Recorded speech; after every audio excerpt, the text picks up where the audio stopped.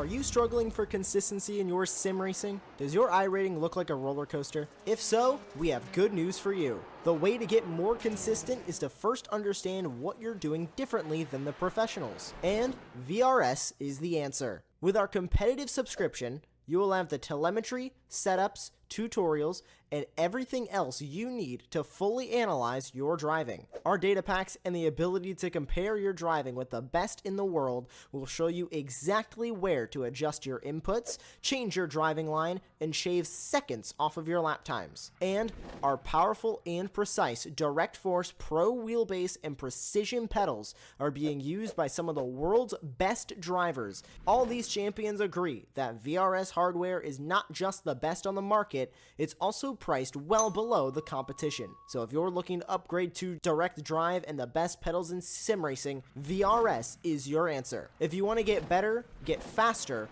and make it happen sooner rather than later, you owe it to yourself to find out why so many people are switching to VRS. You'll be so glad that you did. Visit www.virtualracingschool.com and learn why the best use VRS.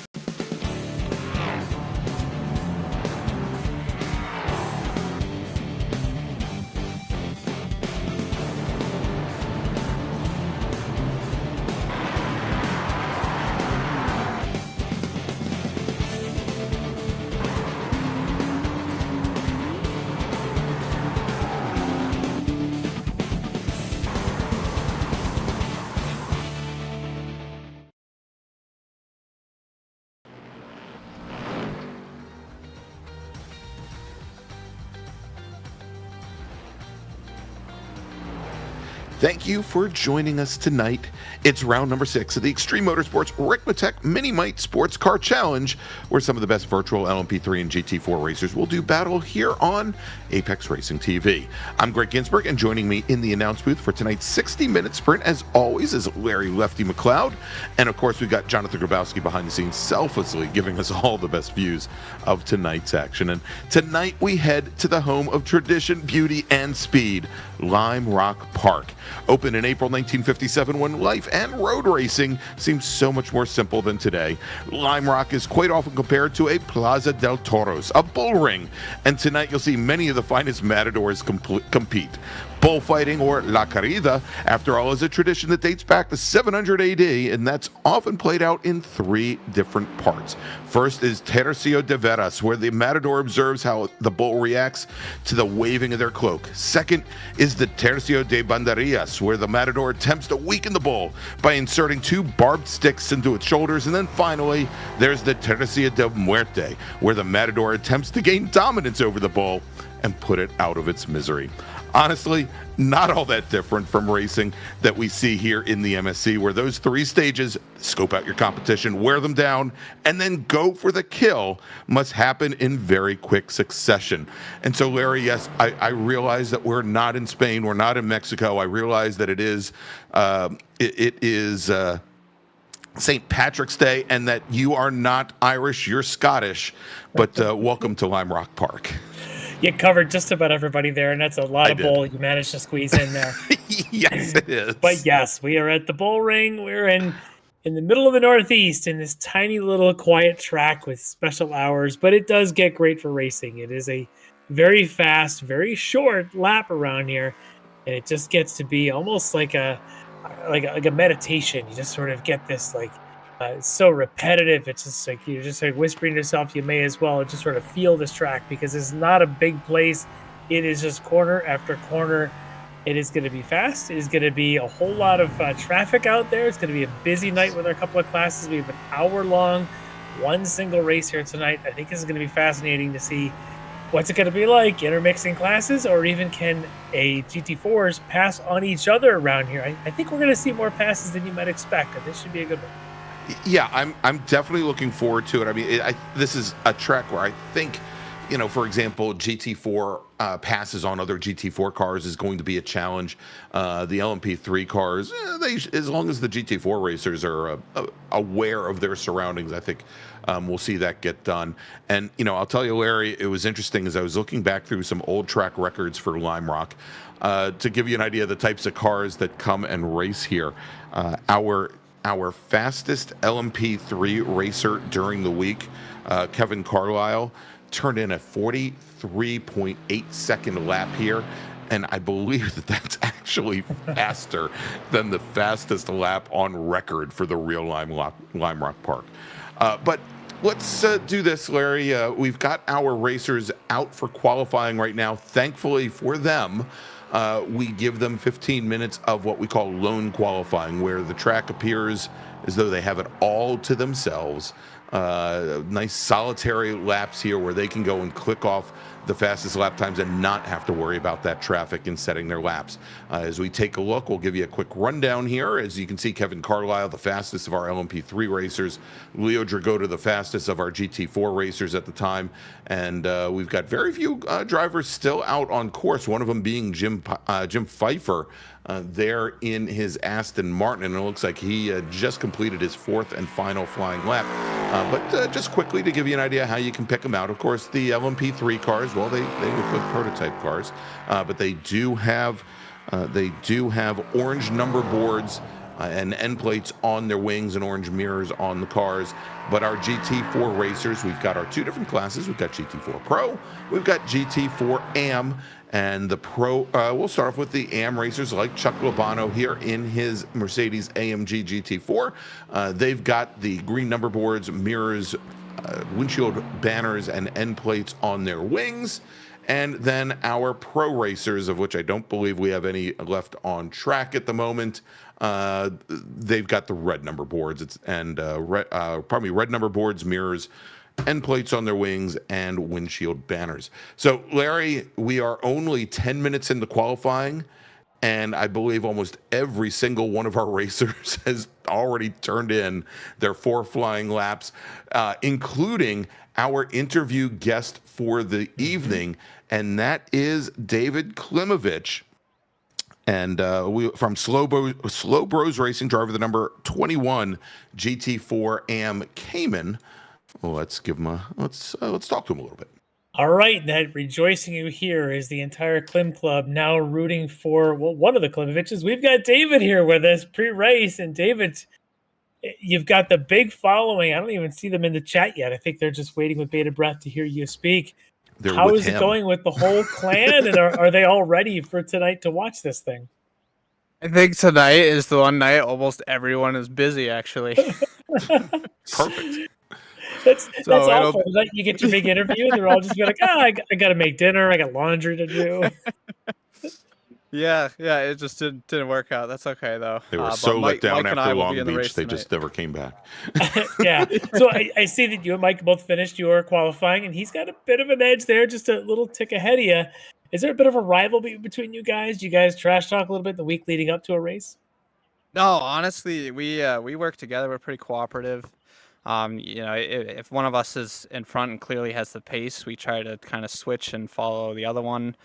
So like we don't lose the pack. So we definitely try to work together. I think if it gets down to, towards the end, we might start battling it out a bit more for position.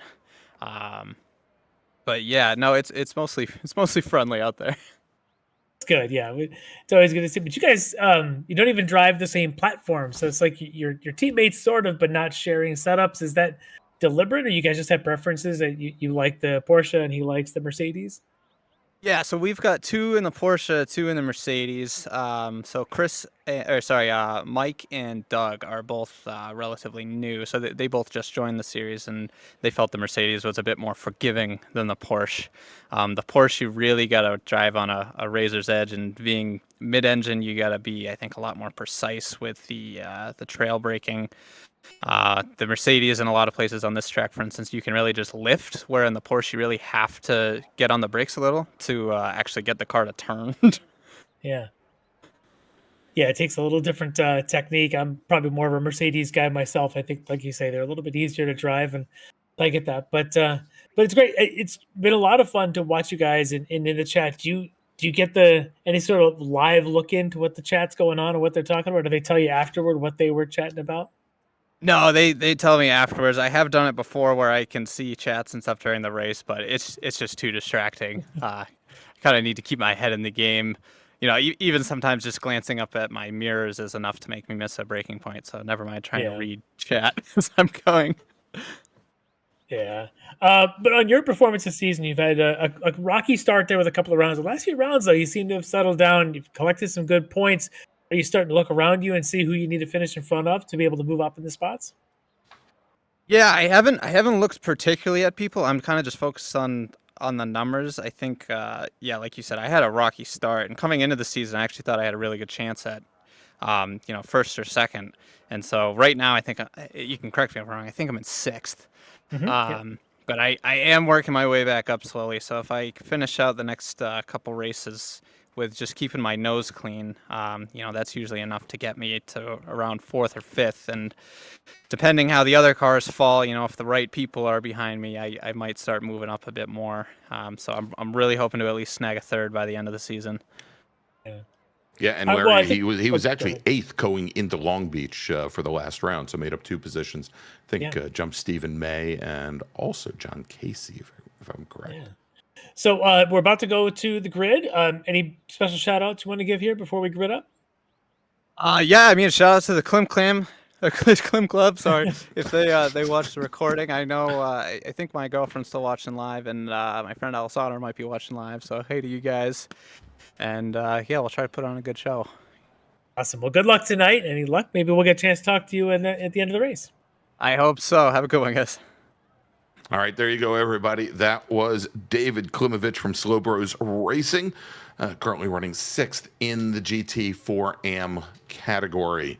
So, Larry, we've got our racers. They are starting to grid up, and interestingly enough, good, he is there because he actually wasn't showing up on our ticker on the left-hand side of the screen. We conveniently went from 1st at LMP3 to 3rd, and conveniently left out. There he is, Bobby Childs. All right, so let's run down the starting order here. In the LMP3 class, your pole sitter from SimCity Racing, driving the number 72 Ligier, it's Kevin Carlisle, with Bobby Childs from Invictus D2D Sim Racing, starting on the outside of the front row, only 85 thousandths of a second off of Carlisle. Starting 3rd is going to be Tyler King from Aerokinetics, with Josh Vidal from HSR Phantom Racing starting in 4th. Jeff Jacobs from the SCCA Foundation will start on the inside of row number 3, next to Chad Sebrin, with Marlon Jones and Russ Ruddock making up row number 4. All right, into our GT4s. On the pole, he's been dominant this season. Out of a Ryan race team, it'll be Leo Dragota.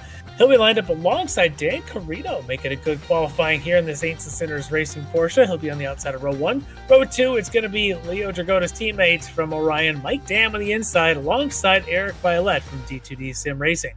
On row 3 on the inside for your friendly neighborhood racing, Mariano Barrios. Lined up alongside of him will be I think he's our points leader in the AM category, Zach DeLeva from Aerokinetics. He is. On the row 4 or 5, I lost count. Travis Schwenke on the inside of Ryan race team there. Another D2D on the outside. This one's David Payton. Behind them, it's another D2D, Chris Thorman, alongside Brian Bennett from Sector 5 Racing. Behind them, we got a couple of our AM drivers on the inside. It's Michael Klimovich. On the outside, we just talked to him, David Klimovich.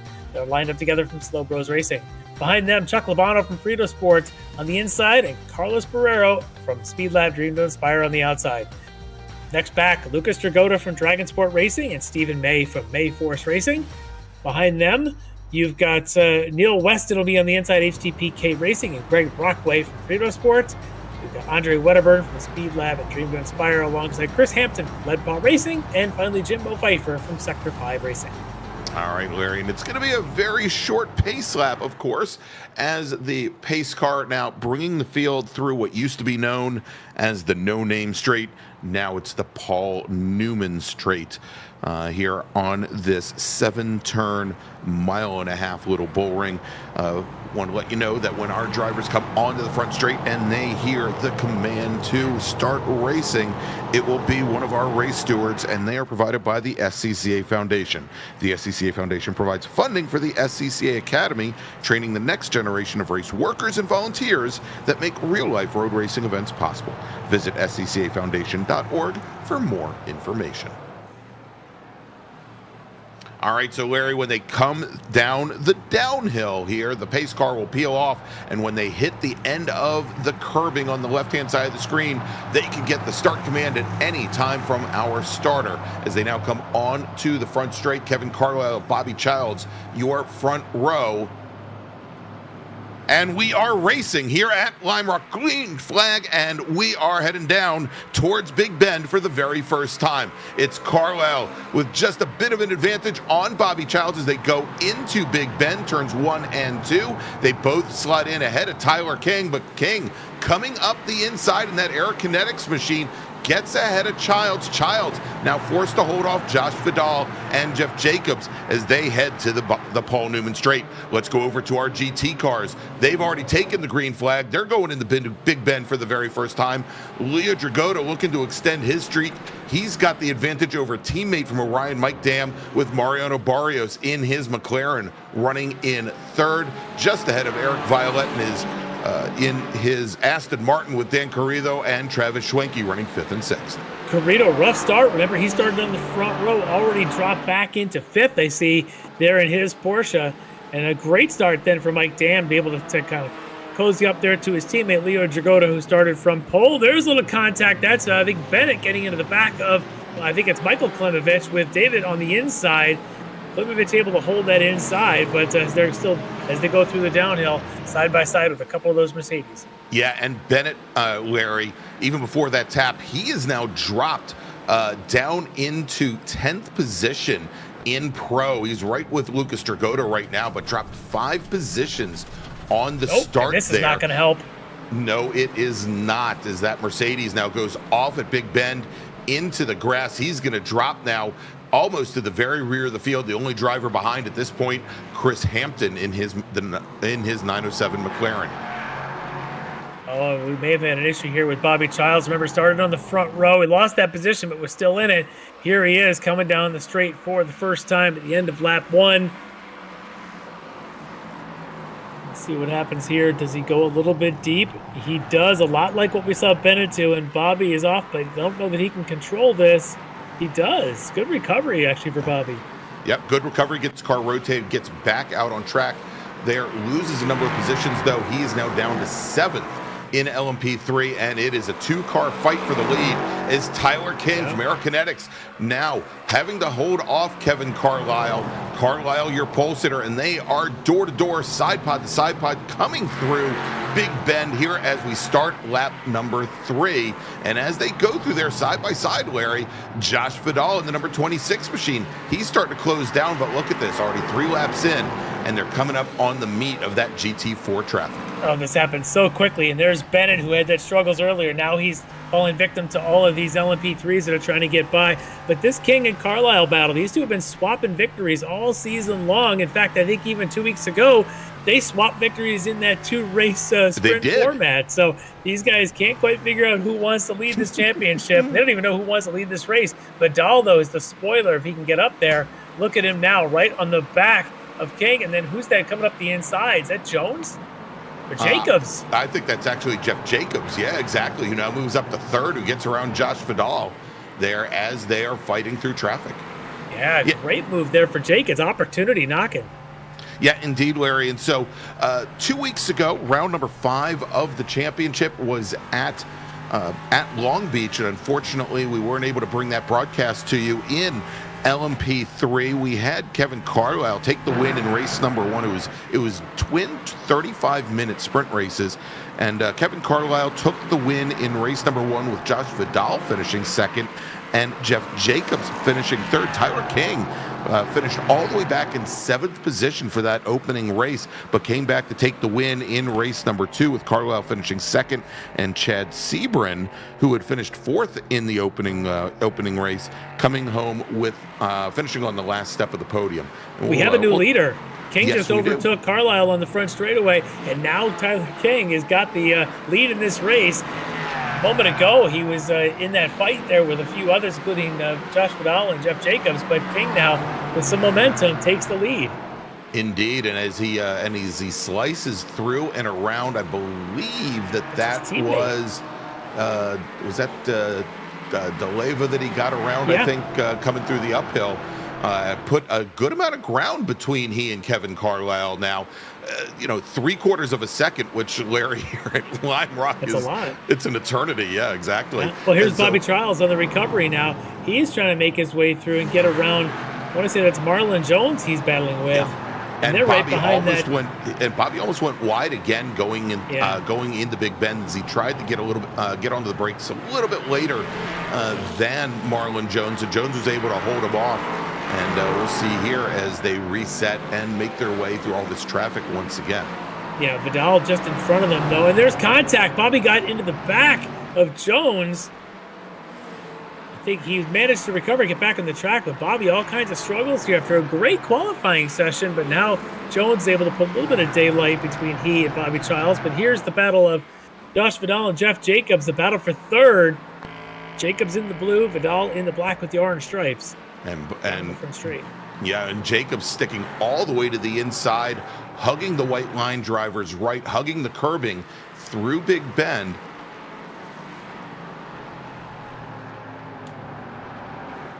Yeah, that blue, I love that chrome tinted blue. I think that's fantastic on that car. But it's not just the color. Right now his driving is just perfect the way he is, just using all of the track to make that car very wide. We know this place is very difficult to pass, but these cars do give up a little bit of draft. So perhaps on the next straightaway, any sort of compromised exit for Jacobs could be an opportunity for Josh Vidal. And Larry, we just got word of a penalty handed down. There was contact a little bit earlier between Andre Wedderburn and the number 151 McLaren and the number 6 Porsche of Neil Weston. Weston continues. Wedderburn has been on the pit lane in his pit box for about a minute and a half now, taking repairs. And to add insult to injury, Wedderburn's going to have a drive-through penalty as well. Let's take a look and see what happened.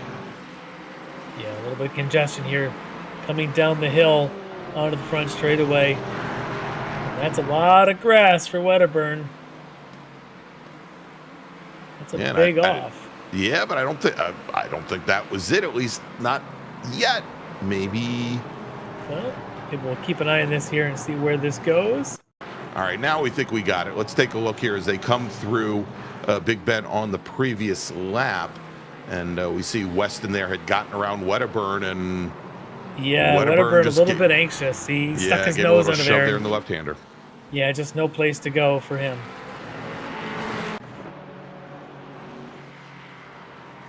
All right, so back to this front lead. That is King still with the advantage on Kevin Carlisle. As they've got a moment to breathe before they catch a couple more GT4s here on the straightaway. I think that's Brockway is going to be the next victim they're going to go on by. And then some more traffic. And this should be... Is this... Stephen May coming up next? Stephen May.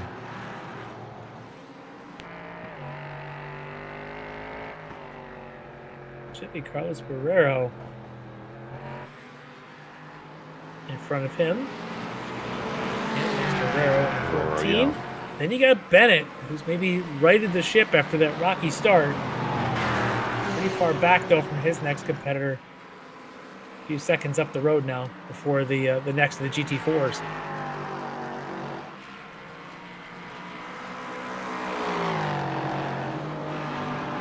The right side of my neck just hurts watching those LMP3s. All these right-handers. I just feel like my neck is already cringing. Already leaned over. I am. I'm watching with a bit of a lean to the right. Do I need to get you a little pillow for your head to hold your head up? All right, Larry, let's jump on board now with Travis Schwenke in the number 16 Orion Porsche GT4 here, as he is looking down the tailpipes of his nemesis, Eric Violette from D2D Sim Racing. Currently the battle for 4th. Now, Schwenke started off back in 8th position overall. He's actually made up 2 positions so far here, but is still sitting to out mid-pack in the pro field. Interestingly enough, though, he's got you'll see that the Porsche of Dan Corrido in the 320 machine, who again had lost a number of positions on the start. He's starting to close things down a little bit, but he's under attack from Zach DeLeva. DeLeva in the number 33. Oh, we got a spin. Yes, we That's do. a Klimovich. That's David Klimovich now spun there at the outside of the first corner. Had nothing to do with our interview, Larry. And no jinx involved. None. But yeah, here he is. That's Lucas Dragotta. Maybe just kind of taking traffic and may have caught David a little bit by surprise. That door actually was a bit more of a knock than a surprise. Might have literally caught him. Yeah. A little bit of help there from Lucas. Sure, and it looked like Josh Vidal went off track as well. I don't know if he was trying to avoid that coming together. Yeah. But the stewards are looking at that incident here. But look at this now as your leaders in LMP3 going around Corrido, as now they start working towards Schwenke and Violet in that battle here down the Newman Straight. Opportunity for Carlisle perhaps to get some momentum as the trailing car in this twosome.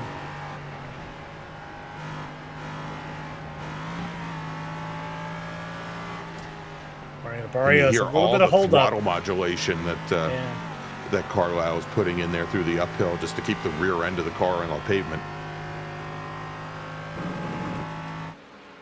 Oh, the trust that you've got to have, and if you're in an LMP3, watch these GT4s. The closing speeds are pretty high. You got to trust that GT4 sees you coming and knows to stay on their line. As the leaders go past the GT4 leader, Leo Dragotta.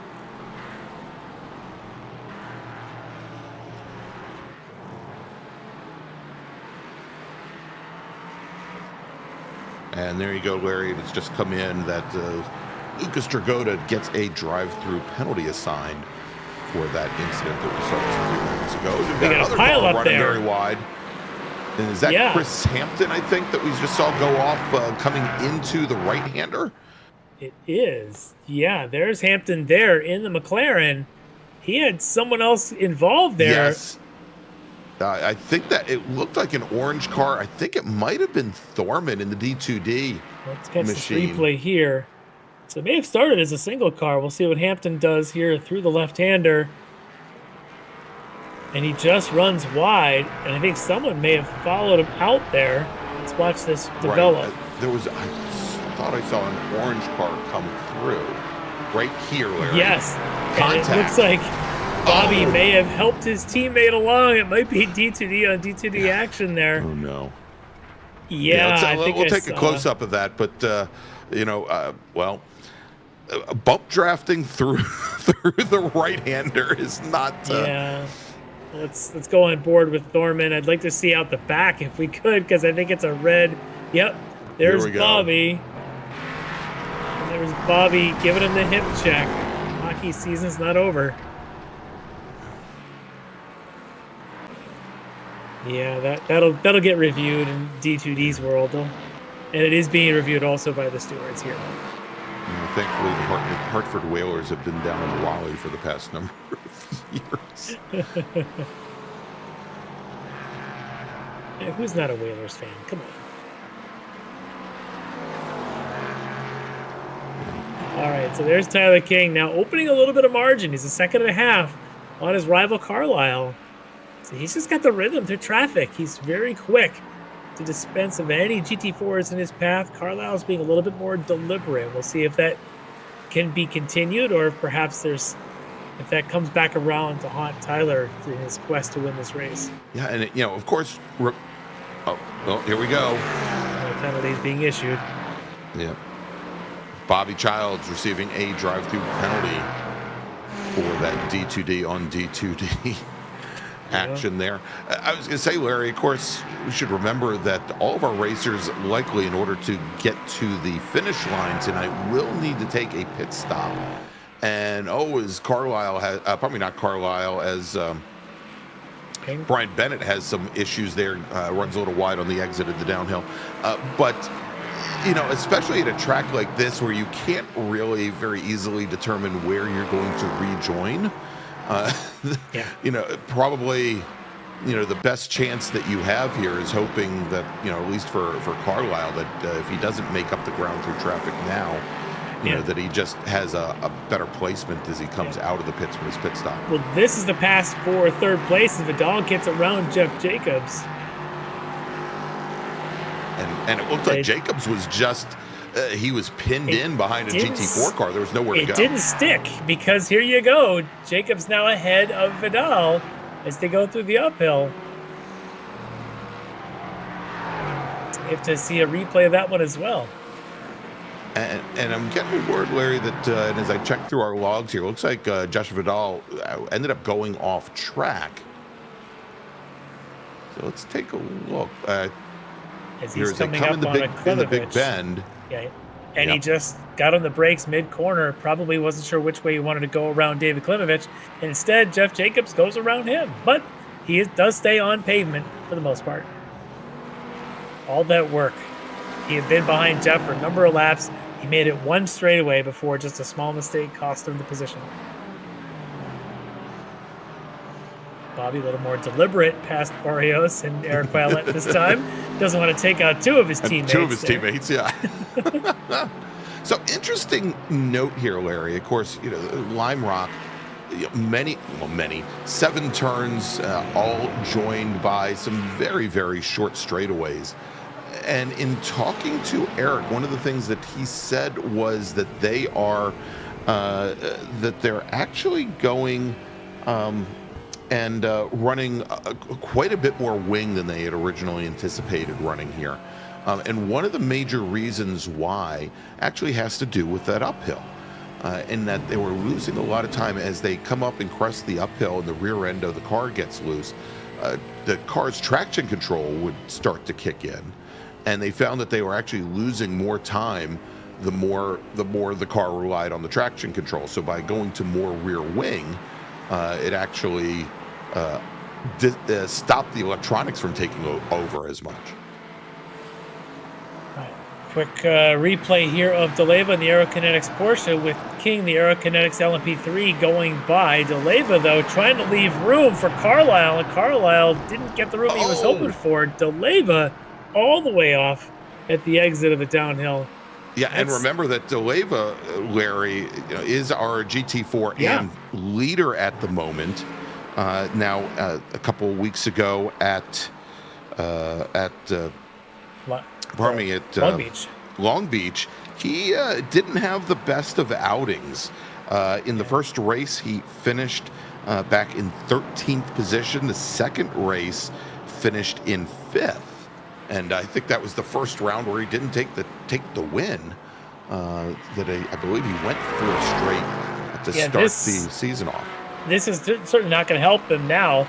And it may not help if the stewards feel that Carlisle had a part of it. May not help Kevin Carlisle either, because he was the one they're investigating. He's the one that bumped into DeLeva. And now you look at him, he's right in the back of King, but I have a feeling there may be penalties coming. That looked like a bit of an aggressive. We've seen the stewards done that already a couple times, offering penalties for sticking your nose in before the apex, and we'll see if they stay consistent with that here. And so DeLeva on the pit lane taking repairs right now. But yeah, this could greatly affect how this LMP3 race turns out as well. Yeah. As we'd seen where Carlisle had made up almost all of the distance to Tyler King. Now he drops back a little bit.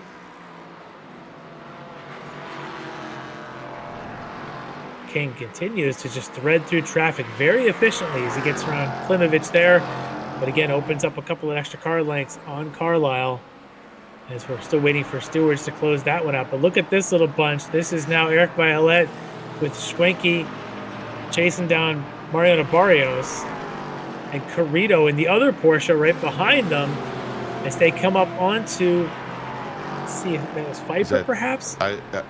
Yeah, I think that's Jim Pfeiffer in the Aston Martin. And Barrios was wide. looking left, looking right as they're now 3 wide in the Big Bend.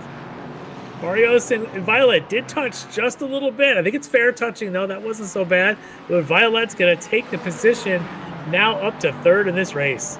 And Barrios, you know, as quickly as that track transitions from a right-hander to the only left-hander on the course, that put Barrios in a very good spot going into that corner. He's able to limit the damage, only gives up 1 spot. That's to Eric Violet, now drops him down to 4th.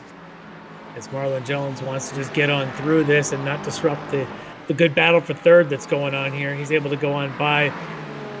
A good move there for Violet to be able to, and a great job for Barrios to limit the damage and not give up the second position to Schwenke. Corrido, though, remember, he's 4th in this train. He started this race in 2nd, currently in 6th.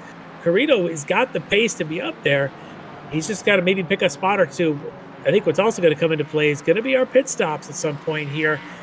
How efficiently can people get in and out of a relatively short pit lane without mistakes? All right, here's the battle of the Mercedes as we had. That's Michael Klinovich. Oh my! That was a big It looks like hit. he might have gone off the wall. We had for a moment there. I saw 2 Mercedes, then I saw 3, and one of them was in the wall. That was Labano, Bennett, and Klimovich. Let's take a look and see what happened as they came down the hill. Well, he's there, and I'm thinking Labano may have connection issues. He keeps blinking out, which never helps escape. I don't know what happened to Michael. Oh, I think wow. it was fine. He might survive that. The car looks okay, but that was a pretty good hit. Yeah, that was a very strong hit. Well, Larry, we do have a change here, or changes here in LMP3, where Kevin Carlisle was indeed assigned a drive-through penalty for that earlier hit with Zach DeLeva, and he now finds himself in 3rd position. He did serve that, so positions are updated, but he will still have to take a pit stop at some point as Michael Klimovich comes in to take his pit stop and probably some repairs. But yeah, for Carlisle, lucky for him, only dropped the 1 spot. Jeff Jacobs moved to 2nd, Carlisle to 3rd, but it's a pretty good gap now behind race leader Tyler King. Indeed. All right, so Larry, Josh Vidal. Yes. Yeah, a bit of an off there at the bottom of the hill. A little slippery there. It looks like a lot of folks are having trouble through that final corner. All right, well, as we get this queued up, Larry, for the LMP3 racers, as you were talking about pit stops, we are now into what we consider to be the pit window, which started right around lap number 24. Oh my gosh. Yeah, it was a bigger wreck than even we thought. All the way coming under the bridge, he had lost it really at the prior corner back there. Yet he continues. Let's see what he saw, Larry. Oh boy. Yeah, well, this right-hand turn here, he gets wide, and the left tires get pretty dirty and never recover as somehow he doesn't completely flip underneath that bridge, but... Yeah, and and he got onto the curbing on the left-hand side there, Larry, just before the bridge, and I think it also, helped lift the car up just a little bit. But yeah, very surprising, one, that the car didn't go over, but also that he didn't end up running all the way down the hill alongside that Armco. All right, so we've got Chad Seaburn in the pits now in the 199 machine. I think he had an issue to get himself there. Yeah. Through the left-hander. Where does this take us?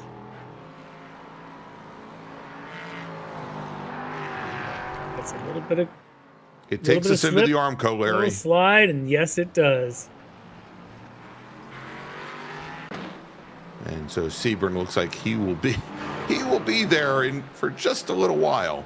As we jump back to the action now, this is Mariano Barrios, Eric Violet just ahead, Travis Schwenke just behind, and Dan Corrido trying to make up some ground here, having started on the front row today, finds himself back in 6th position. Yeah, and again, this place is tough to pass, which makes Violet's move on Barrios even that much more impressive. But I don't know, Corrido's got work cut out for him. He's got to be thinking now, maybe save some fuel, make a shorter pit stop, something to try and at least pick up one of these spots. But that's a tall order. This is some talented drivers here battling it out for 3rd, while Mike Dam continues to try to chase down GT4 leader Leo Jacobo. All right, so Larry, we talked a little bit about how things ended up with our LMP3 racers at Long Beach. With our GT4 AM, we talked, I think, specifically about Zach DeLeva. But in GT4 AM, Michael Klimovich took the win in race 1 with Carlos Barriero finishing second for Speed Lab. Andre Wedderburn finishing third, and then David Klimovich finishing just off the podium in fourth. That was race number 1. Barrero took the win in race number 2 with Chuck Lobano second, Michael Klimovich third, and David Klimovich followed his brother across the line, finishing in fourth, with Zach DeLeva finishing in fifth. And over in the pro ranks, it was Mariano Barrios that took the win in race number 1 with Leo Dragota second, Mike Dam third, Travis Schwenke fourth. Leo finished out the evening winning round number 2 with Barrios finishing second, Travis Schwenke third, and Mike Dam finishing just off the podium in fourth. And we'll show you the point standings here in just a few moments. Well, the battle for second is now back underway here with Jeff Jacobs trying to hold that position. Carlisle, after the penalty serve, is trying to go by. He looks like he just did down the Sam Posey trade. He's going to get back to second, but he really was getting tangled up back there. In fact, got up alongside, I think it might have been Schwenke or even Barrios, but he had definitely perhaps rubbed a little bit. No one seemed to go too far from it, but Carlisle having to do what he has to do to be aggressive to try and make this up. He's now 25 seconds off the lead due to that penalty, but now at least back in second.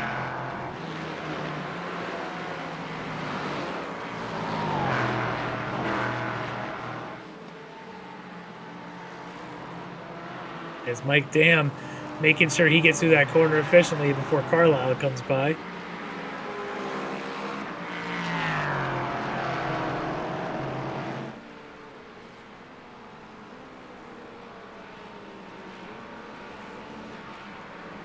As the GT4 race leader, Leo Dragota, coming up on his former teammate, Lucas Dragota, to put his former teammate a lap down. But as we know, Lucas already served a penalty tonight, as well as did Carlisle, who we've got the camera on right there. So that's... And meanwhile, granted, he's half a minute down at this point, but Carlisle's back up to second in LMP2. So talk about... mitigating damage, although Jeff Jacobs not very far behind. No.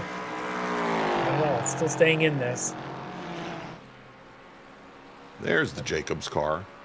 Yep, Jacobs a little bit more patient behind one of the GT4 cars there through those top of the hill turns. Helped Carlisle escape just a little bit.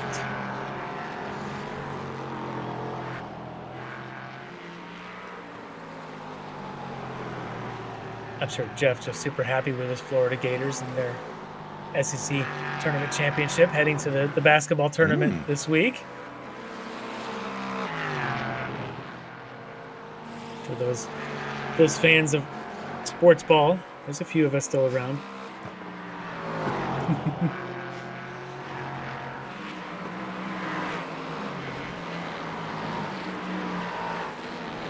Schwenke now, you can see there, put some daylight between him and the Dan Carrito behind him. And there's Carrito just popping up the hill. It's a great shot. I love that. Larry, that wasn't just popping up over the hill. Carrito actually landed at the top of the uphill with about 10 degrees of deflection there. And luckily had the steering wheel pointed the right way. Doing his best Michelle Mouton impression coming up the hill there. Yes. Porsche, Audi, same thing. Couldn't come up with a Porsche rally driver top of my head, so. It's all the same company. Yes.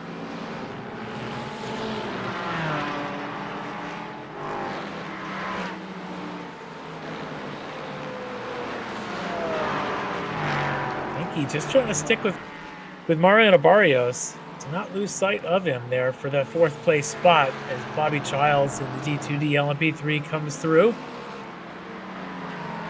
Talking about the bull ring and all the bullfighting, like a bull in a china shop. There's Bobby. Yeah. Or a rodeo clown, one of the two. Only when he's singing. looks like Barrios and Parallel Schwenke now monkeys, parallel bobbies. coming up on the 62. I think of Greg Brockway in that Frito Sport Mercedes to go a lap down to these guys. Yielding, let these guys through here down the Newman Straight. Perfect place to do it.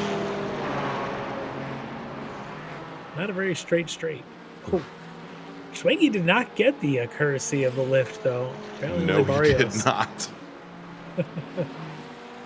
and he had the lift just as the car landed at the top of the uphill.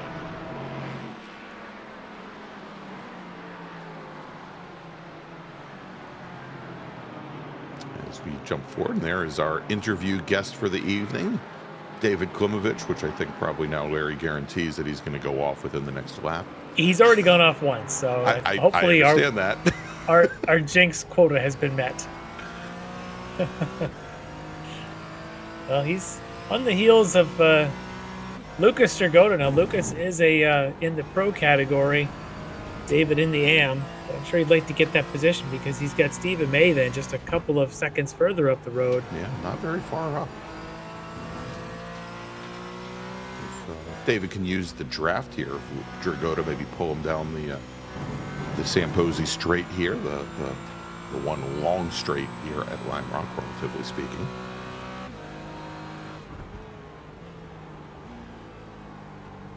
For those of you that didn't know it was the Samposi straight, that's what the billboard before you go into turn one is for. Yeah, named for Sam a few years back. And if you don't know who Sam Posey is, get on the Google.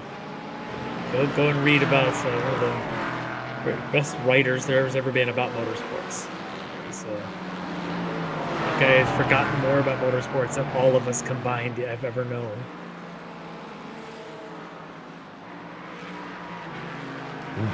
Larry, look at the effect of the curbing there.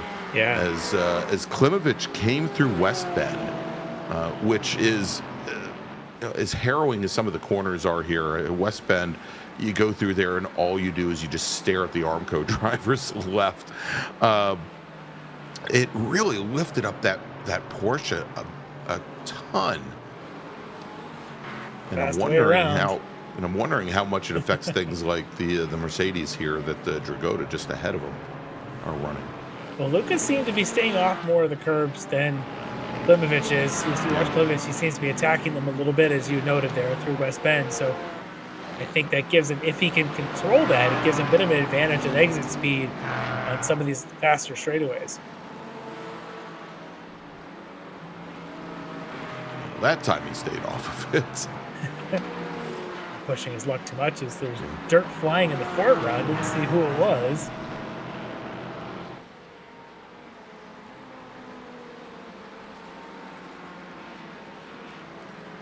All right, well, Larry, let's do this. I know it's a little bit before we hit the top of the hour. If Jonathan doesn't mind too much, I think this would probably be a good time to take a break because I have this feeling, just a small little feeling, that we're going to start seeing pit stops right around the bend here, right around the South Bend, or Big Bend, or one of those bends. Anyway, we're going to take a quick break. We'll be back here in just a few moments from Lime Rock Park, where you're watching round number 6 of the Extreme Motorsports Ricmotech miniMite Sports Car Series here on Apex Racing TV. Ricmotech, high-performance sim racing equipment.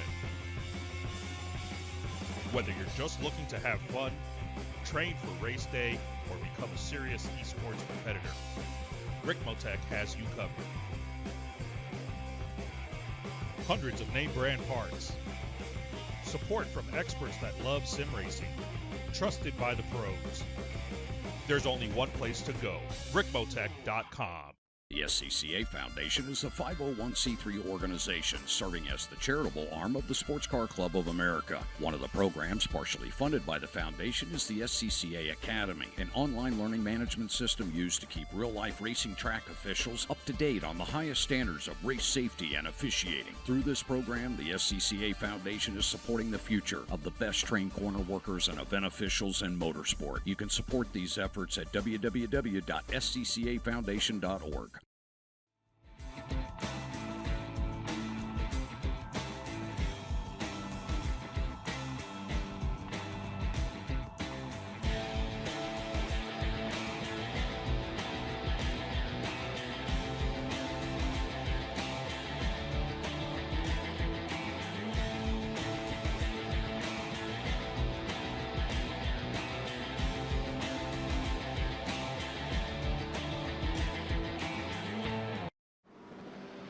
search is over. The most comprehensive league scoring solution is here, with the ability for multi-level championships, custom incident tracking, post-race time penalties, support for heats, drop weeks display, multi-car team scoring, advanced web widgets, rookie championships, a custom paint system, and load those results in seconds. Visit extremescoring.info today. Ricmotech, high-performance sim racing equipment. There's only one place to go, ricmotech.com.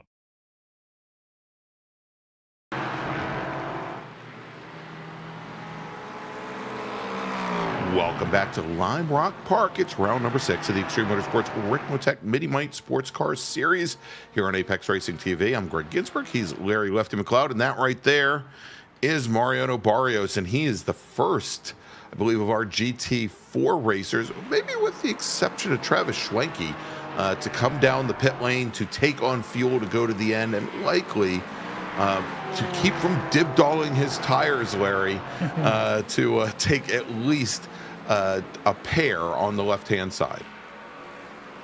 Yeah, interesting opportunity there to do that. Those around him haven't quite done that yet, although Swanky may be the other one that has. We're still keeping an eye on Jagoda and Dam, your front two leaders, to see when they choose to come in, and maybe perhaps a decision to go all the way to the end as long as they can until they are on fumes, but we'll see. We're also keeping an eye on Tyler King, your overall race leader from LMP3, still with that pretty good margin. Just watching him work through traffic as we came out of the break there, he was able to put Jeff Jacobs a lap down, nearly a 3 wide going to the left-hander, and he was just sniffing the edge of the dirt, but kept it together and still has this almost 21-second lead over his rival, Kevin Carlisle. Yeah, so we have Jacobs, Childs, and, well, actually, Childs, I guess, is was the drive-through penalty. But Jeff Jacobs and Russ Ruddick have already pitted there in order to get to the end and refueled. So we think that this race for the LMP3 racers, Larry, will be somewhere along the lines of 82 laps. So, of course, we're just a little bit past halfway as we're 36 minutes into this 60-minute race. The GT4 car is about 69 laps, and that is very nice. We think that the pit window for our LMP3 racers will extend out to lap 48. And some of them, they're getting right there. So unless they're doing some fuel savings, we're going to probably start seeing the remainder of the LMP3 field come down the pit lane. And the GT4 cars can make it to around lap 51 or so, a very big pit window. So probably about another 10 laps, or a little bit less than 10 minutes for the GT4 cars before it really hits critical and they need to come down the pit lane. Well, Lucas Dragoda, I think, is side-by-side with David Klimovich here. Just about, with Michael Klimovich right behind them. I know David was putting some pressure on there as they went around the west bend and then down the hill. But Lucas able to pull ahead there. You mentioned 82 laps for LMP3s. I'm expecting to see the flagman with 2 flag sticks doing the halfway mark up there, because this looks more like a Saturday night roundy round race with the number of laps returning. This is crazy. Like I said, they're rounding the track, Larry. I think Tyler King's fast, and Tyler King isn't even the fastest driver. Kevin Carlisle's fastest lap of the race, 43.76 seconds, and Carlisle was at a 43.8 in practice earlier this week. It's just so quick. It's mind-numbing how quickly these guys are going around here. But this is a good little battle of some Mercedes here, as Bennett now with Chuck Labano just in front of him. These guys now moved up a little bit with some of the pit stops there for Barrios and Schwenke already underway, and as well as Carrito. Carrito may have had issues there with his. So here we go, Larry. I think I said earlier that I was fairly certain that Kevin Carlisle had run faster than any recorded time at Lime Rock Park. So coming into the night, the fastest lap time I know that has been set at Lime Rock Park was set by Juan Fangio II in his Eagle Mark III back in 1993, 45.105 seconds.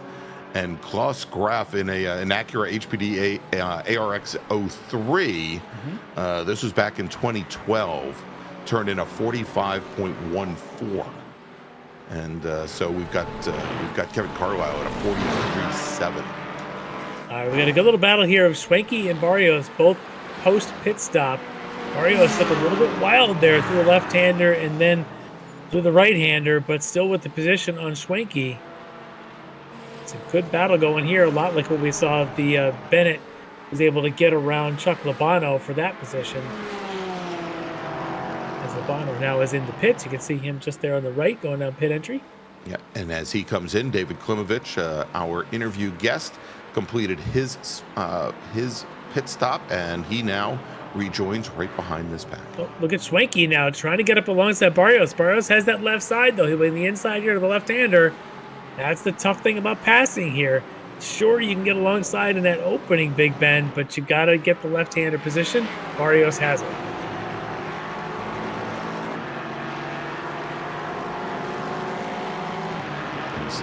The pit times here, Larry, are just astounding, as Labano was in his pit box for less than 17 and a half seconds. That's a half a lap around here. Yeah, exactly, more or less, yeah. And interestingly enough, Barrios and Schwenke, who pitted just a few laps earlier, actually 6 laps earlier, were in the box for 18 flat and 18.4. You know, so pretty big savings there. Well, we'll see where they come out relative to their rivals there, which is Violet, who still has not taken his stop yet, still running in third in this race. Remember, he was the one that was with them when they were all running in that train. And it looks like Kevin Carlisle's into the pits. Indeed, and when he pitted in, Larry, he was just about 30 seconds or so behind Tyler King. So it made up a lot of the ground that he had lost from that earlier drive-through penalty. There's King out on track there, going past Dan Carrito. Of course, when your lap time is in the 45-second range, if you knock the gap down to 30, that's still 2/3 of a lap. Carlisle out of the pits, 13-second pit stop. That's quick. Yeah. Oh, 20 minutes, actually about less than 19 minutes now left on the clock. Well, going around Bennett there in the Sector 5 Mercedes, and he's got, looks like a Russ Ruddick now in front of him. Russ running 7th in LMP3, a couple laps down. Yeah, he's a couple laps down now. He had an off just after we came back from break.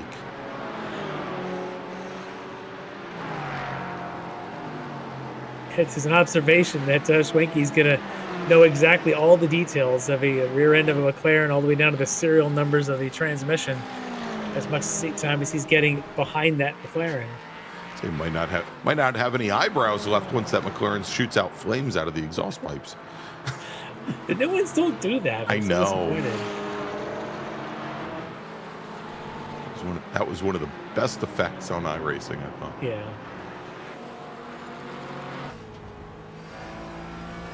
All right, so Lucas Dragota now look at pits this. Wait, they get Schwenke now with a run because Barrios had a big slide there on the right-hander. They're going to go side-by-side up the hill? Oh, yes, my goodness. they are, Larry. And Can as Schwenke they crest... Yeah, can he hold it around West Bend? Bobby's just going to stay. Bobby Childs right behind them, holding his position. Yeah. Oh, maybe not. He's coming through. That may have helped Barrios there, having Bobby on that inside. It kind of forced these two to be to one side of the track. Barrios holds the position. Yeah, indeed. It caused Schwenke to have to use that very, very low grip outer area there of the downhill, and had to come out of the throttle just a little bit as Eric Violet now pits in from third.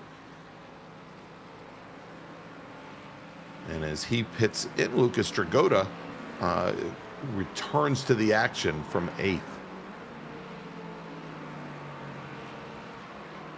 Violet probably again taking left side tires. A lot of these guys would do in this race here, but this battle between these two, Schwenke and Barrios, has been going on for quite a while. Barrios is just barely hanging on to it as Josh Vidal slips through.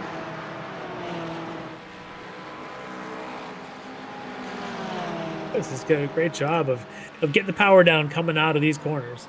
All right, Larry, and pitting in from the lead in GT4, Leo Dragota. That's going to move his teammate now, Mike Dam, up to the lead. And our LMP3 leader, Tyler King, comes down the pit lane to take service. And Carlos Barrero was also in the pits around the same time, and he was the GT4 AM leader. So actually, for a moment there, all the class leaders had made their way down the pit lane. All right, Leo Dragota rejoins. He is going to rejoin Larry in second position.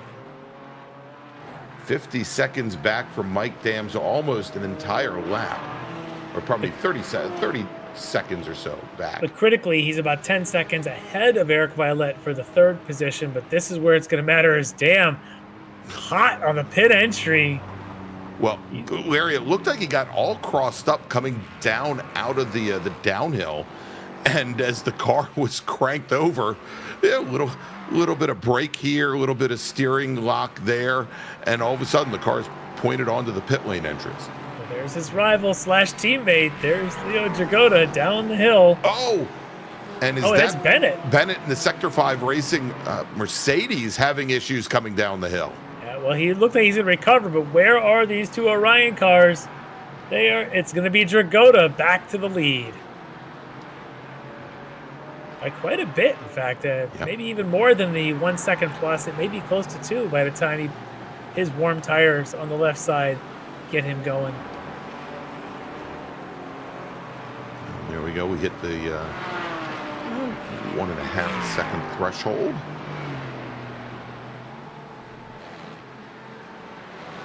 That's big for Dragota. With 15 minutes to go now, to have multiple car length lead and not be so worried that if some traffic comes up, disrupts his line. He's got a bit of a buffer there to that teammate. And Larry, look at this as John has up on the screen what the relative pit times were for each one of the drivers. And Mike Dam took a full second less than Leo Dragota in the pit stall, 16.8 to 15.7, and yet Dam still was not able to get any closer than about 1.5 seconds from Dragota once they had both completed their service.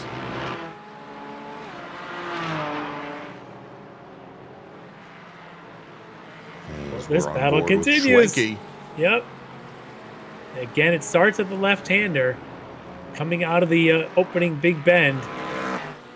Let's see, this is where Barrios has struggled.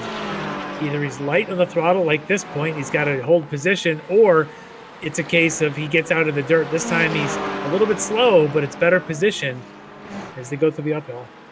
Yeah, and we'll have to see, because that last time through a big bend, Larry, he was really fighting the rear of the car and actually dropped the wheel driver's left over the exit curbing. And gave maybe a sliver of hope there to Travis Schwenke.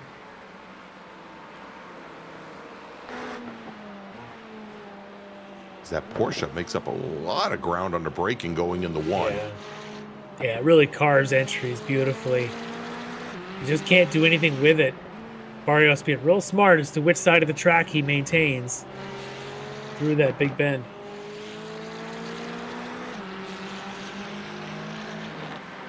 Porsche really gets that power down well. Barrios continuing to just struggle the precision of the turn-in point. I think that's where Schwenke's got the advantage right now. I don't know if it's a setup or just the way the cars are handling. Yeah, it looks as though the... Oh, that's contact with Barrios. He just took out our cameraman. Oof. Well, that was huge. I didn't catch the number, and that bus just ran him over, but it was one of our LMP3 cars. That workman's comp is going to be a killer, Larry, for us. I don't know if we'll be back in 2 weeks. Wonder if that might... I don't want to speak too soon. It wasn't Jeff Jacobs. We saw Jacobs go through on the prior lap. Jones is in the area. Here's the replay from the overhead view. No, that's Russ Ruddock. Yeah, Ruddock. Vidal backed out. Ruddock did not. Ruddock didn't hold his line. Barrios cannot be happy about that. And so Barrios now on the pit lane, no doubt taking lots of repairs after that very hard hit. and that's going to take him out of contention for a podium position here tonight. Travis Schwenke now running in fourth, almost 10 seconds back, though a little bit longer than the length of the Sam Posey straight to Eric Violet, who's running in third. Well, your leader, Dragota, just set fastest lap of the race in the GT4 car, now with a full 2 seconds on Mike Dam. So those fresh left side tires really paying off for young Dragota, able to just stretch ahead a little bit further over that his veteran teammate, Mike Dam. Note to Dean Dibdahl when young racers look after their equipment. Oh, and that's and another Michael incident. Klimovich. That's not the first time he's been in that area of the track. And that's the Mercedes. That's Michael Klimovich, right? Yeah. He had that big off where he hit that, he then merged back onto the right side of the track and hit that tire wall. Looks like he's making friends with it again. Let's watch the replay. Yeah. Got a lot of the curb there going through West Bend. And there is contact. Is that Carlisle? That's Kevin Carlisle. Indeed, that was the number 72 machine, Larry. And it looks like Klimovich, again, I'm going to leave it to the stewards to make the determination there, but it looks like Klimovich got into the back of the 72. Let's take a look from overhead. I think you may be right. Let's watch Carlisle. He gets past a couple of these and then gets to the outside. He's waiting patiently, but he does cut back, and I think that may have caught Klimovich by surprise. He was expecting the LMP3 Carlisle to stay on the left, and he didn't. He cut to the apex instead, and that's a bit of confusion there between these two drivers. But Carlisle remains in second in LMP3. Michael Klimovich still out there. Yeah, I was surprised that the Klimovich car was able to continue, because it looked like something a lot worse had happened to it. Just got word that Russ Ruddick just received his drive-through penalty for absolutely murdering the friendly neighborhood racing car. Yeah, there's the penalty post-serving. Well, the stewards are looking at the Michael Klimovich, Kevin Carlisle incidents. We'll see. That's going to be a tough one to call. And there's a contact here with Ruddick, who just came out of the pits right in front of Carlisle. And now Carlisle's involved. Remember, he had the one he did serve a penalty for. He's under investigation for another one that may or may not be his fault. And now there's another one he's involved with. Carlisle just can't find clear track.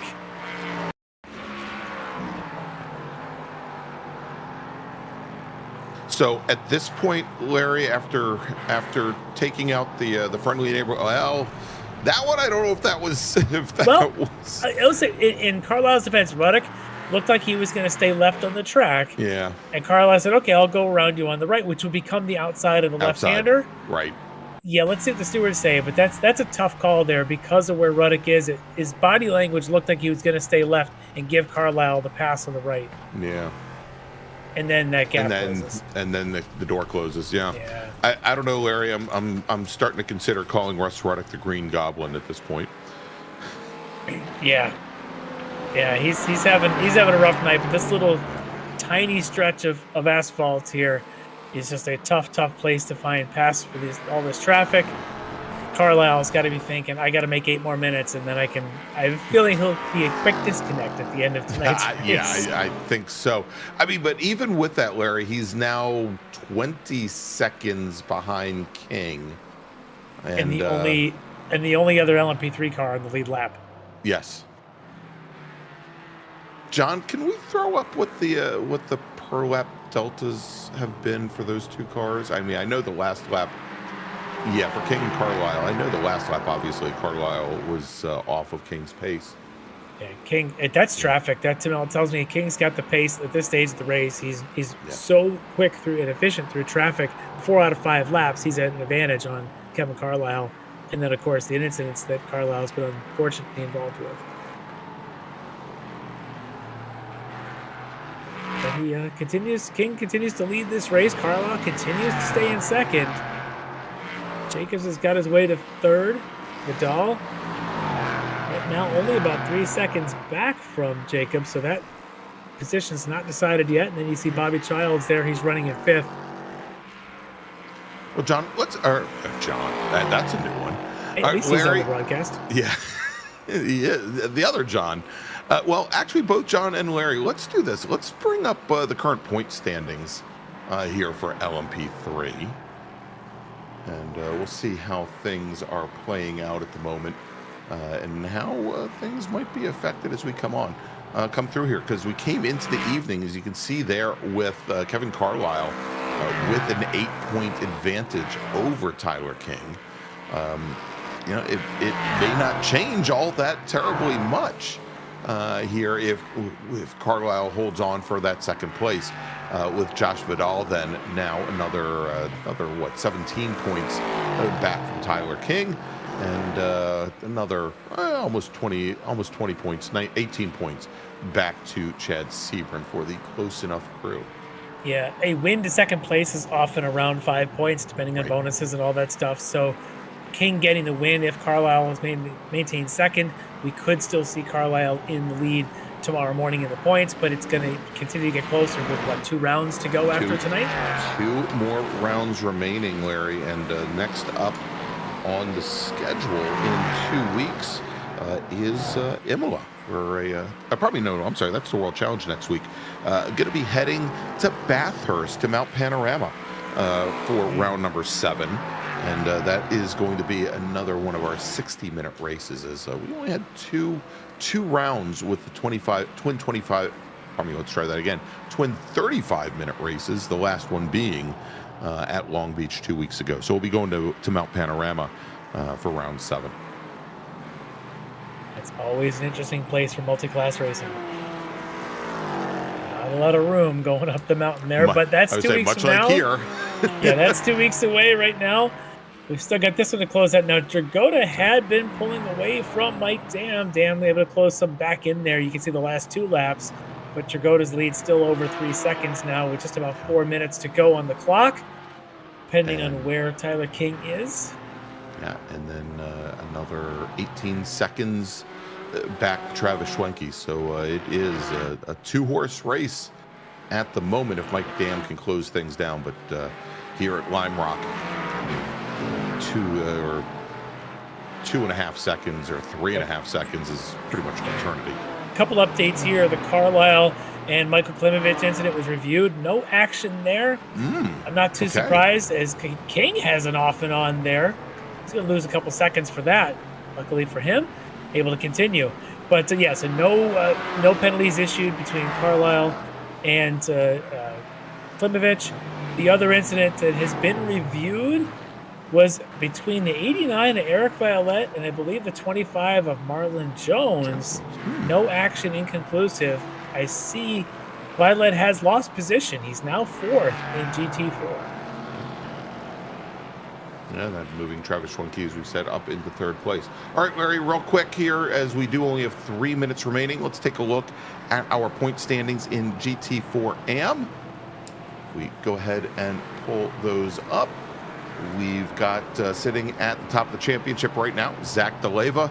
Again, didn't have the greatest round at Long Beach, and certainly he's not going to be happy with how this evening turned out, as DeLeva is sitting down currently 9th in AM, and it looks as though he just has not returned. Actually, no, he is out on track. He's just 9 laps down at the moment. So he's got 201 points.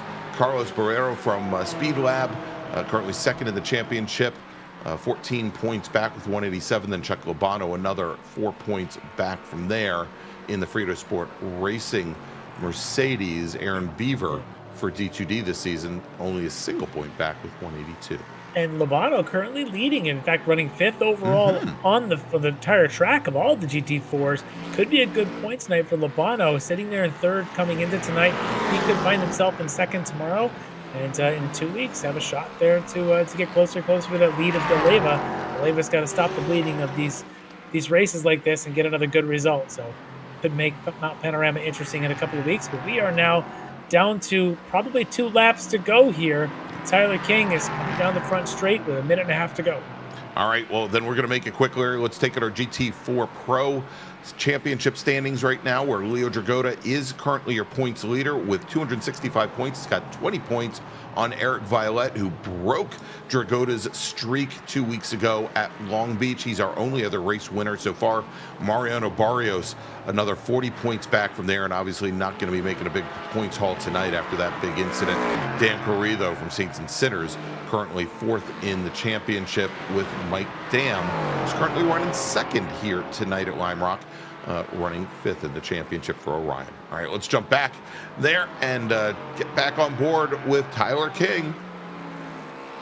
Yeah, well, King's had some issues here. This should be white flag this time by. Yes, I can see a white flag waving there off to our left. It's there somewhere, Larry, and Kevin Carlisle now within less than 7 seconds. Yeah. He made up about 13 seconds in the last 2 laps as Tyler King has had an issue, went off track briefly, and has been somewhat careful here. Yeah, I wonder if he may also be watching his fuel load. That's why he's not aggressive to go past anybody, because that lead continues to fall. In fact, you can see them almost in the same shot there. Yeah, it's now under 5 seconds. He's got to go all of about a half a mile, and most of it's downhill. So for King, he's sweating it out. Carlisle went by him. Where is Tyler King? Is he out of fuel? That may be, but Larry, you see the 2 on the side of the car because he was 2nd when the final lap began, and taking the win. The 2nd LMP3 car across the line. That is Kevin Carlisle, drive-through penalty and all, comes through and takes the win here at Lime Rock. And I think Tyler King, he's left the session. I think Tyler King ran out of fuel on that last lap, and Jeff Jacobs will come home. He was a lap down, will finish 3rd overall, and then Bobby Childs, who started on the front row tonight, will finish in 4th. In GT4, Leo Dragota chalk up another win for the young Orion racer. The 118 Porsche takes the win. His teammate Mike Dam will finish in 2nd. And Travis Schwenke, will finish, I believe, a lap down in 3rd, with Eric Violette finishing in 4th. In GT4 AM, it is Chuck Labano who takes the win.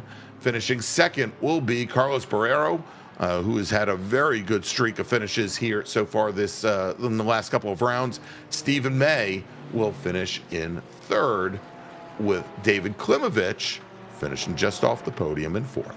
That was the craziest finish. I feel horrible for Tyler King. He controlled this race from about the 6th or 7th lap, and here it is. Doesn't make the final one. Kevin Carlisle gets the win, and talking to him, I thought he was going to be the first one to quit, and turns out he's got a checkered flag, and maybe we'll get a chance to talk to him. This could be an interesting interview. Yeah, that I would have stuck around. Not the finish I expected at all. All right, so we're going to take a quick break, and Larry, I'm hoping that we get to talk to SimCity Racing's Kevin Carlisle when we get back, where you've just seen round number 6 of the Extreme Motorsports Ricmotech miniMite Sports Car Challenge here on Apex Racing TV, and we will be right back with those interviews. Ricmotech, high-performance sim racing equipment. Whether you're just looking to have fun, train for race day, or become a serious esports competitor, Ricmotech has you covered. Hundreds of name-brand parts. Support from experts that love sim racing. Trusted by the pros. There's only one place to go, Ricmotech.com.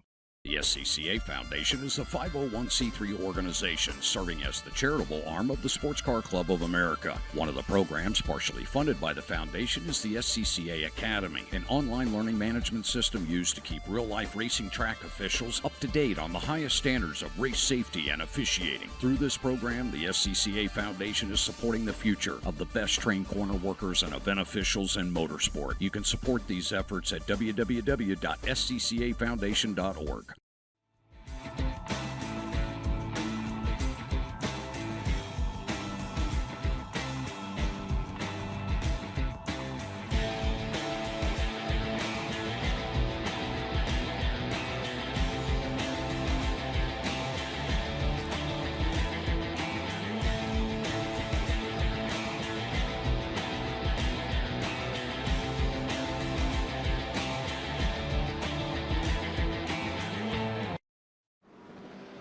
the search is over. The most comprehensive league scoring solution is here, with the ability for multi-level championships, custom incident tracking, post-race time penalties, support for heats, drop weeks display, multi-car team scoring, advanced web widgets, rookie championships, a custom paint system, and load those results in seconds. Visit extremescoring.info today.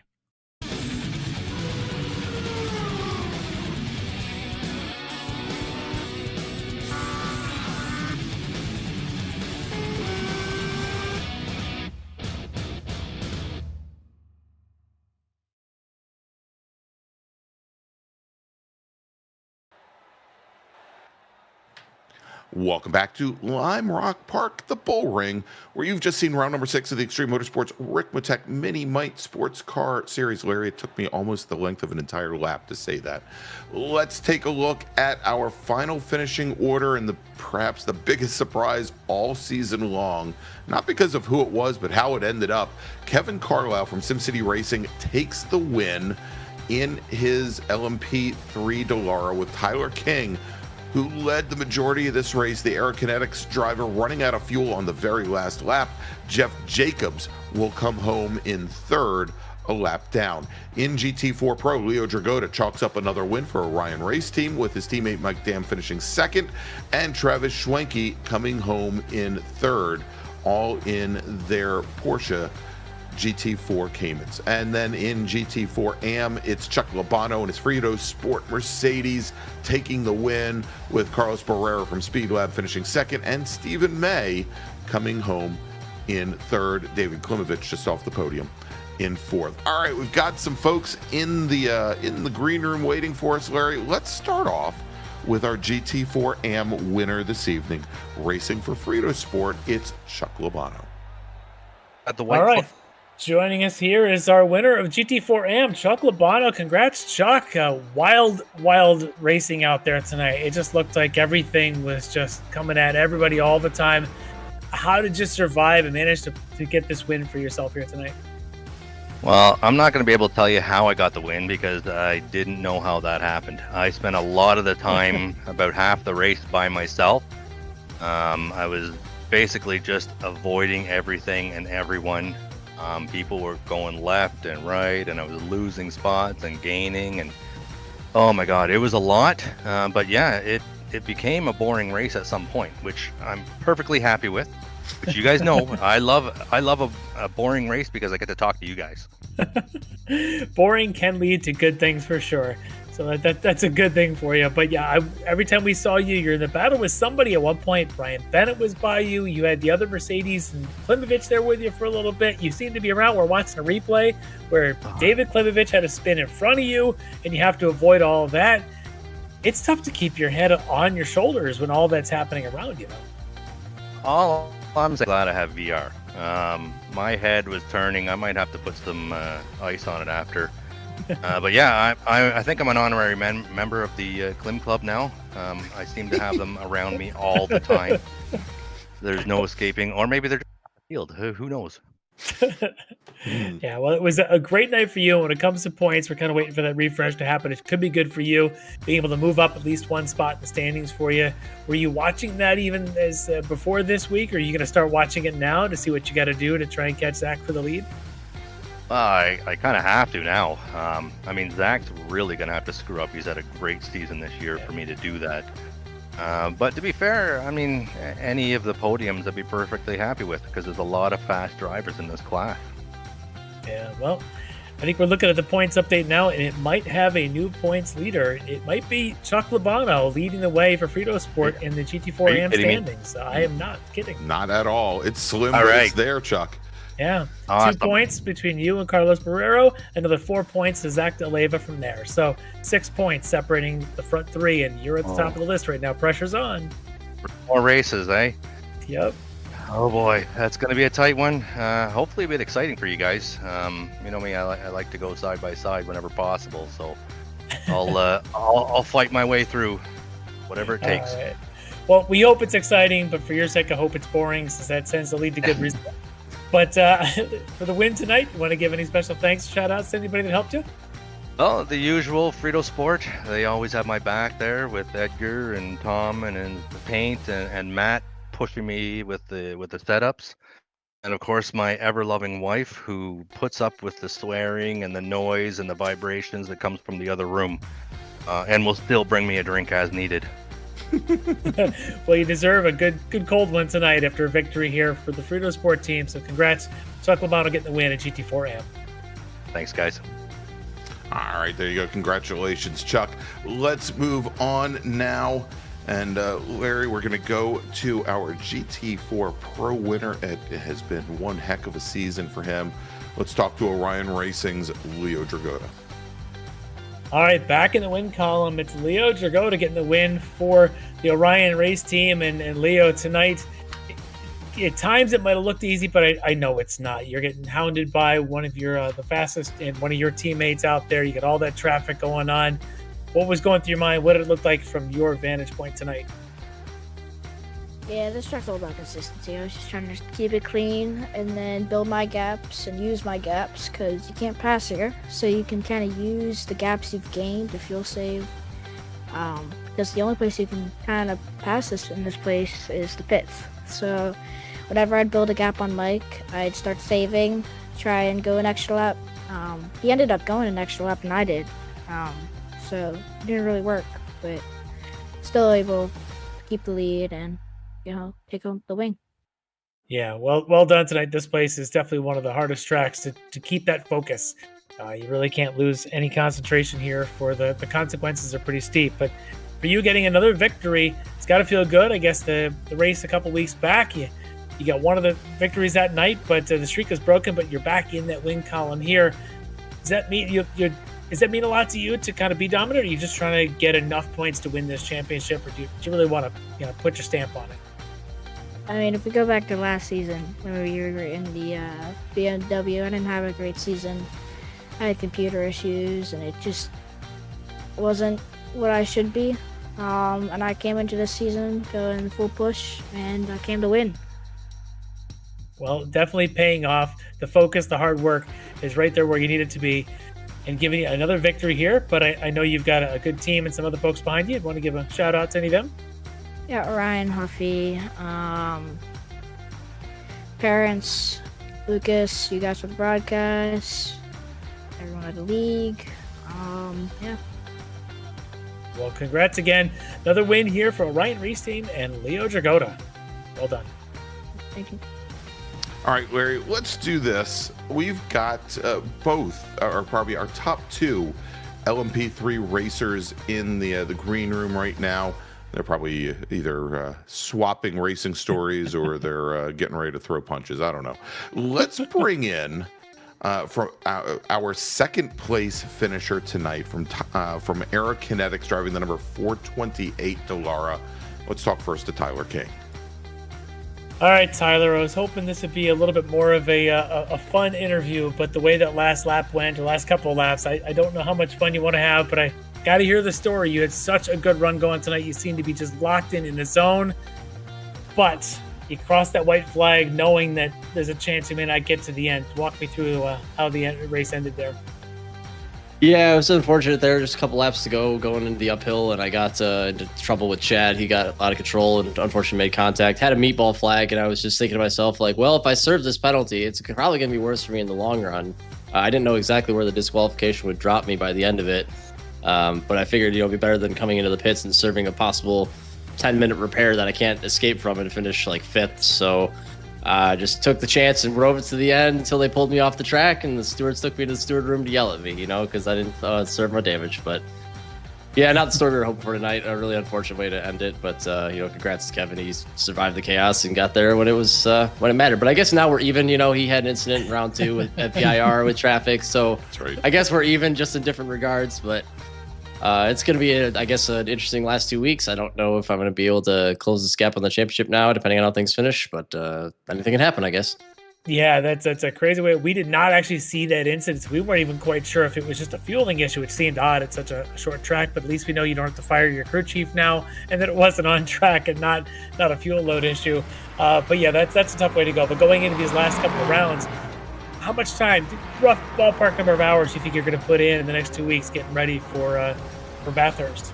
There it is. We're gonna replay, by the way. Here we're gonna see. I've did a lot of Bathurst laps this last month with doing the Bathurst 12 on iRacing here. So I just got to transfer into this car. It's got a nice setup I think under me there. So just got to put the time in. Maybe I don't know if we'll see a day or two worth of practice, but it's gonna come down to me and Kevin to come down to the wire here. So hopefully things can work out in my favor and it'll be like a nice couple points finish close. But that's one of them things. It's racing.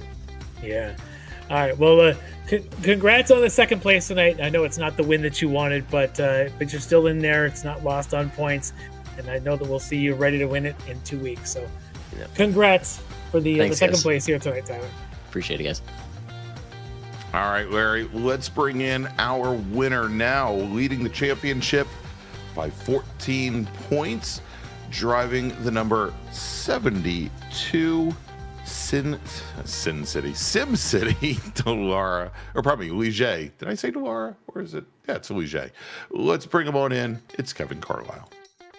All right, joining us tonight, probably someone didn't expect to hear these words, but your race winner, Kevin Carlisle, tonight, LMP3. And Kevin, somewhere someone's making a meme about go hit the pace car, you hit everything else, because you seem to be involved in a lot of incidents tonight. And how do you survive all those? You went and you served a penalty. You had the other contact with Ruddock when he's coming out of the pits. You had another contact with coming down the downhill. How does this car still drivable? Duct tape, super glue, zip ties. It was a lot, but yeah, it was that was very rough. Like I was so clean at first, and then I hit Zach, and I'm so sorry, Zach. I thought he was letting us both go. So I shot the gap, and then I was at his door, and then I had the penalty from there. And from there, I was just like, well, Tyler's got this in the bag because I can't make up, 30 seconds worth of time, not in this traffic. I felt like I had a little bit more pace than Tyler, but he just managed the race much better. I don't know what happened. Like I'm so confused, but Tyler explained it, and then it's super unfortunate. Yeah, the incidents seem to catch everyone, sometimes even on the last couple of laps where it happens. And for you, maybe a little bit of luck that you had contact, but none of them seemed to take the car out, which is a little bit of luck there. But just a crazy night to constantly be corner to corner every 3 seconds. You got another car. The GT4 seemed to spread themselves at a perfect amount to make you work in every corner, where you just kind of, at some point, were you exhausted saying, do I really want to even finish this race, or am I done here?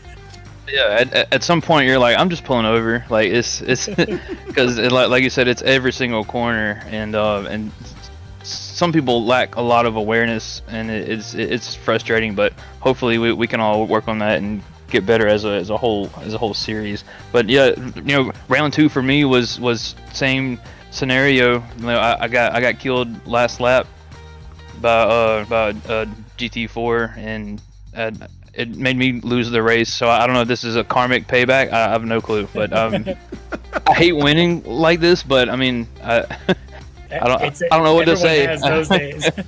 Yeah, I mean, I got it back from round 2. I guess I don't know. Yeah, well, consider what you did go through tonight in your 3 incidents, to still be driving and having served a drive-through and be in a position to be able to pull out this win does say a lot about your resilience to continue at it. And right now you've got the points lead. It's still now a little bit more, but boy, this next 2 races, tuning in Tyler, is going to be a lot of fun. It's going to come down to the wire. And I asked him the same question a minute ago. How much time are you going to put in the next 2 weeks getting ready for Mount Panorama?